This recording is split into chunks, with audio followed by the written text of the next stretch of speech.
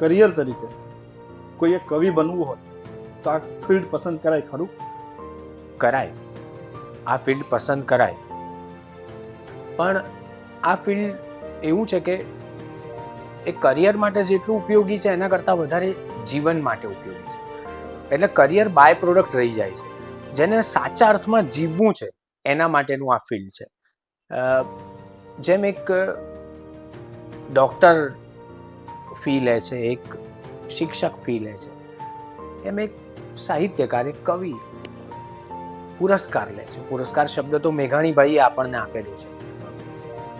તો મને એવું લાગે છે કે કરિયર આમાં બનાવી શકાય, અને કેટલા બધા સમર્થ કવિઓએ આમાં એમની કરિયર બનાવેલી છે.